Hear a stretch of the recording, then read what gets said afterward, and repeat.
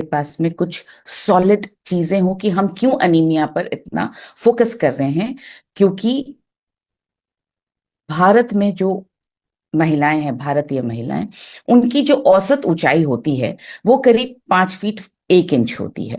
और उनका वजन होता है करीब 56 किलो। ये औसत की बात कर रही हूं मैं। लेकिन अगर आप बाकी जगहों की देखेंगे, स्वीडन, नॉर्वे, स्विट्जरलैंड, अमेरिका, चीन, आप अमेरिकन भी याद रख लें तो भी ठीक है। 5 फीट 4 इंच होती है वहां की सबसे ज्यादा लंबी महिलाएं तो स्वीडन की होती हैं। लेकिन अमेरिकन महिलाएं 5 फीट 4 इंच औसत लंबाई होती है, और उनका औसत वजन करीब 78 केजी 79 केजीज होता है।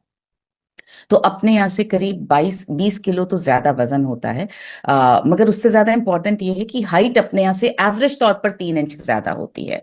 ये आंकड़ा अगर आप याद रख लेंगे, सारे आप याद न रखें, सिर्फ इतना याद रखें, अपने यहाँ average 5 feet 1 inch height, America में एवरेज 5 फीट 4 इंच हाइट। तो यहाँ पर अमेरिका हमसे आगे है। शारीरिक रूप से निष्क्रिय महिलाएं, शारीरिक रूप से निष्क्रिय मतलब जो रेगुलर एक्सरसाइज नहीं करती हैं, जो रेगुलरली वॉक नहीं करेंगी, योगा नहीं करेंगी, वो महिलाएं इंडिया में सबसे ज्यादा है, 57%। अगर आप देखिए अमेरिका में 25% है, चीन में 28% है। आप अमेरिका का आंकड़ा याद रख लें। तो अपनी डायरी में प्लीज नोट कीजिए, हाइट 5 फीट 1 इंच, अमेरिका की हाइट 5 फीट 4 इंच। या हमारे यहाँ पर शारीरिक रूप से निष्क्रिय महिलाएं जो एक्सरसाइज नहीं करती, ऐसा लिख लीजिए, वे महिलाएं जो एक्सरसाइज नहीं करती हैं वो है 57%, अमेरिका में है 25%। फिर खेलों में हमारी महिलाएं, भारतीय महिलाएं बहुत कम तो पार्टिसिपेट करती हैं, और कम पार्टिसिपेट करती हैं तो जीतती भी कम है। मतलब एक तो नंबर कम है पार्टिसिपेट करने का, प्लस स्टैमिना भी कम है जीतने का। इसलिए जैसे 56 महिलाओं ने अगर टोक्यो ओलंपिक्स में पार्टिसिपेट किया, जीती 3 महिलाएं। 47 महिलाओं ने पेरिस ओलंपिक में पार्टिसिपेट किया, जीती सिर्फ एक ही महिला। तो न सिर्फ नंबर कम है हमारे यहाँ पर पार्टिसिपेशन का, बल्कि इसके साथ साथ स्टैमिना भी कम है। अमेरिका देखिए आप, 330 महिलाओं ने पार्टिसिपेट किया तो 66 महिलाएं जीती। प्रतिशत याद रख लीजिए, अपने यहाँ पे करीब 2% महिलाएं ओलंपिक जीतती हैं, अमेरिका में 20% जीतती हैं।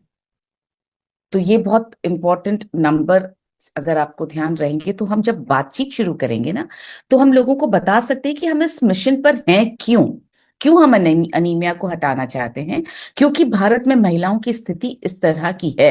हमारे पास बहुत लंबा जाने का एक रास्ता है, हमारे पास अवसर है। जैसे भारत में 23% लड़कियां किशोरावस्था के दौरान स्कूल छोड़ देती हैं। मतलब 10th के बाद, 11th स्टैंडर्ड, 12th स्टैंडर्ड के बाद कॉलेज तो जाती ही नहीं है। तो 23% लड़कियां स्कूल छोड़ देती हैं, जबकि अमेरिका में सिर्फ 4.3% स्कूल लड़कियां ऐसी हैं जो किशोरावस्था के दौरान स्कूल छोड़ देती हैं। इतना ही अगर आपको याद रह जाएगा तो भी बहुत है। ये आंकड़ा ना भी याद रहे कि होम मेकर्स कितनी हैं। अपने यहाँ पे 53% महिलाएं होम मेकर्स हैं, मतलब सिर्फ घर पर काम करती हैं। जो भी आंकड़ा हम बदल रहे हैं, क्योंकि पर काम करने वाली महिलाओं का मतलब सिर्फ घर का ही काम करना, मतलब होम मेकर। मगर हम तो अपने घर से ही दुनिया को बदल रहे हैं। हम तो अपने घर से ही लोगों की सेहत के मित्र बन रहे हैं, तो हम ये आंकड़ा भी बदल रहे हैं। सो यहाँ पर भी हमारे अभियान में आपको जोड़ने के लिए हम आमंत्रित करते हैं। तो 53% महिलाएं जो होम मेकर्स इंडिया में, हम वो आंकड़े भी बदल रहे हैं। ये देखिए, ये भी आंकड़ा हम बदल रहे हैं। भारत में महिलाओं की एवरेज इनकम, जो नौकरी करती हैं, वो जो नहीं करती हैं उनकी तो कोई एवरेज इनकम है भी नहीं। जो नौकरी करती है उनकी एवरेज इनकम, मासिक आय बता रही हूं मैं, 35,000 रुपए है। जबकि स्विट्जरलैंड में आप देखिए, हाईएस्ट है 5,75,000 रुपए, महिला की बात कर रही हूँ। हम ये भी तो बदल रहे हैं। हम मौका दे रहे हैं कि हम महिलाओं की मासिक आय बदल रहे हैं। सो ये दो आंकड़े हमें अपने अभियान में लोगों को लाने के लिए बहुत मदद करेंगे। इनको नोट करके रखिएगा। तो इतना होने पर भी हर क्षेत्र में हम पीछे क्यों हैं? क्योंकि अनीमिया एक बड़ा कारण है, क्योंकि फिजिकल और इमोशनल ताकत हमें नहीं मिलती। अब मैं आपको बताने जा रही हूँ कि ये अनीमिया को हम डिफाइन कैसे करेंगे। बहुत सिंपल शब्दों में आपको बता रही हूं मैं कि अनीमिया को हम डिफाइन कैसे करेंगे। ये देखिए, ये है वो वजह जिसको आपको याद रखना है, और ऐसे ही आपको बताना है।